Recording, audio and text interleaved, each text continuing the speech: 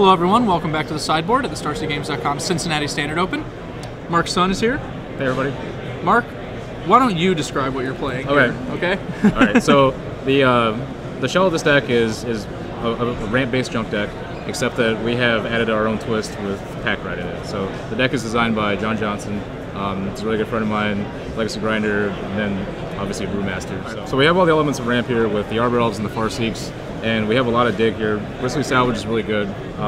It's a forbidden alchemy that you can play in junk basically, and all the cards that we have, again, it's like the Solar 4 decks. We're going to interact. We have Lingering Souls, we have Thragtusk, we have Unbearable Rights to get our value creatures back. We're playing Armada Worms in this deck, but there's a side engine to the deck where you have Peril of Lives, Pack Rats, and you have late game draw engines and Baruch's Pack Leader and things like that. So, so your plan A is always to go the token plan. Is to you have Lingering Souls, you have Peril of Lives, you have Pack Rats, and then if they have any answers to the tokens, or if the guys are too big, you start going with your ramp plan. So you have Armada Worms, Thragtusk. We have two of each, or one of each utility land. Obviously you want Gavany to make your guys bigger late game, and you want Wall of the Archangel, for card advantage pretty much. And you have Baruchs here. They kill the little guys. They flip. They tutor for your big guys in the late game. So okay. So basically, once you have a Parallel Lives in play, virtually any of these cards is good enough to kill the opponent. Yeah, it's full value. I lost my last round match, but when you play Armada Worm and you make 3 tokens when you have 2 Parallel Lives in play, it's a lot better than making 1 token. It just ends the game right there. Especially we want to play more creatures that are focused around Thragtusk dying, or we have guys with 5 toughness to get around Mizzy Mortars. Which against the Mizzy Mortars decks, we don't really like the Lingering Souls because they don't have as much value. So that's why we want the big end here as well. Sure.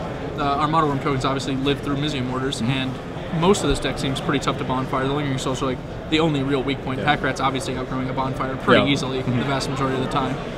Another interesting spell, Garrick's Pack Leader. How much is this guy coming in? All right. Well, he's in the main deck. He's kind of like a draw engine in game 1. I usually board him out because if they figure it out, or if your deck's too slow. I played against an aggressive deck and a Jund deck this tournament, and both of them kind of key, and they're like, all right, well he has a draw engine, he's a slow draw engine. They usually come out in game 2. We have more versatile options in the board, especially because usually Tristania will come in for Baruch's Pack Leader, or we'll find better answers, more removal, more Planeswalkers, based on what kind of matchup that we have. So. Sure. You mentioned the mana in the deck. You have Arbor Elf, which goes excellently with Overgrown Tomb and Temple Garden, obviously, and Farseek to really just fix your colors extremely well. Do you think the Shocklands are basically why this deck's playable, or could you have played it without it? Yeah, in the last standard, you had you can only untap your actual forest, and now you have so much versatility because this Farseek with the interaction with Radlands is so good, and then Arbor Elf gets a huge boost too, and I haven't had any color issues today at all. So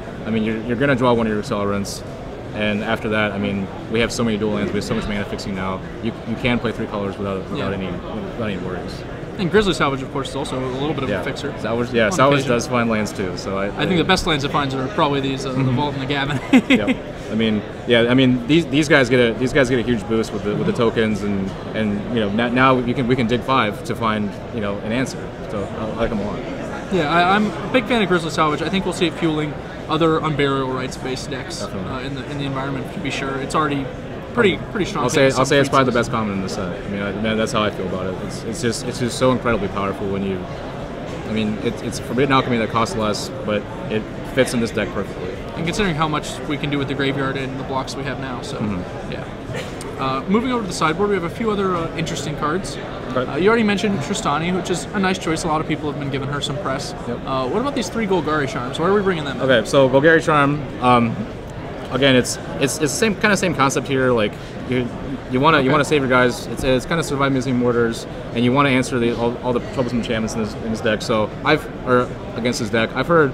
I've heard things as crazy as Seance being played today, and Golgari Charm itself is pretty versatile, and of course, you're not really losing that much value when you're casting the nausea effect on here. You only have souls. Generally, the decks where you bring in this card against, you're probably not going to really like souls. They're probably not going to have too much value. So this is pretty much going to be one-sided wrath. But yeah, overall, we were looking for an answer in enchantments. This seems like the best choice we have right now. I agree with that. All those modes seem completely fine. Another one we'll talk about, Centaur Healer. Okay, well, it's an interesting choice. Yeah. Obviously, like kind of a draft all-star, but yeah, I mean it's pretty much Locked on Hierarch. I mean, it reminds me a lot about it because Locked on Hierarch was 4 mana to gain 4 life, but again against the aggressive decks, you're really missing what you have in the early game. You're trying to ramp, you're trying to develop your board position so that you can flip it all around in one turn, and then you need something in that 3-drop range to kind of get you back in the game. So Zombies is huge in this meta game. I know that was like the one deck that everybody thought was established when they came to Cincy, so we had to find an answer to kind of slow them down. Sure, that makes sense. And again I'll mention Tristani again. The 5 toughness is going to be a huge theme this weekend because of Museum Orders and how popular that is. And I think you're less susceptible to Bonfire now that all the creatures are getting bigger, and there's not all these weenie decks now. It's so. Okay, well, one last thing we'll talk about is what decks are you excited to play against, and which ones do you want to avoid? Okay. I thought the Zombies match was pretty good, just because of cards like this taking over the late game. I don't like playing against Olivia decks. I learned that last round. As it turns out, we don't have a lot of answers to her.